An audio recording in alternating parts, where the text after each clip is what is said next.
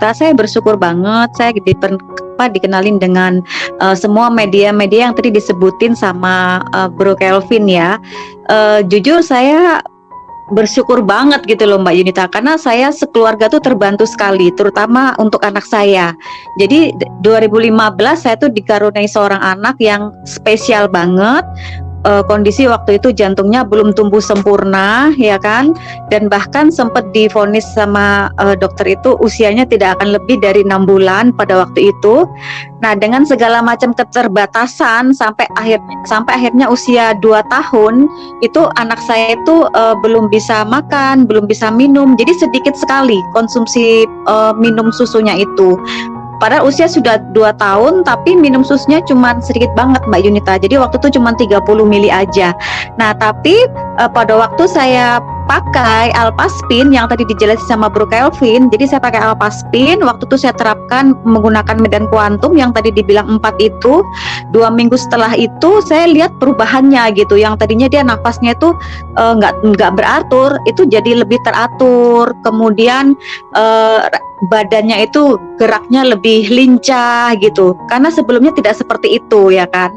Nah, kemudian pada waktu itu ternyata belum selesai di situ Mbak Yunita. Jadi waktu saya kontrol ke dokter itu anak saya terdiagnosa ADHD.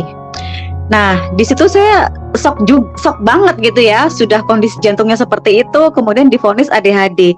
Tapi memang saya lihat gitu loh, dia beda ya. Jadi dia itu pandangan matanya itu nggak bisa fokus. Jadi kalau saya ajak bicara itu dia nggak fokus gitu ya.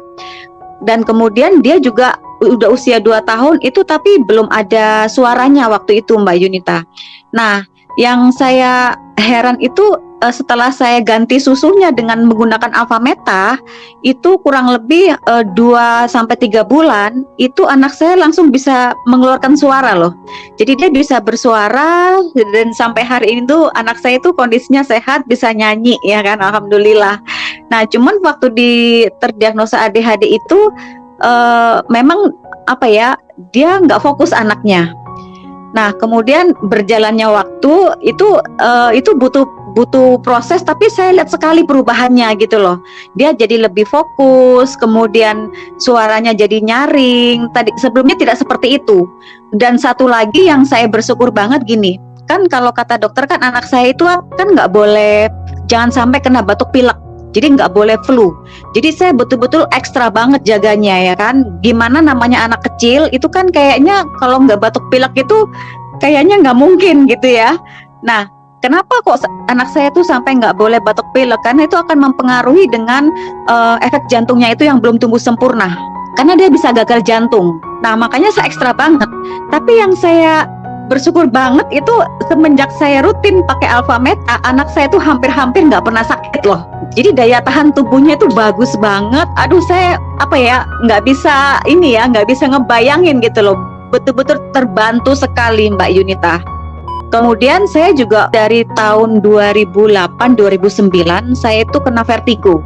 Nah, itu dulu saya rutin setiap tahun pasti masuk rumah sakit, pasti. Bahkan kadang 1 tahun itu bisa 2 kali.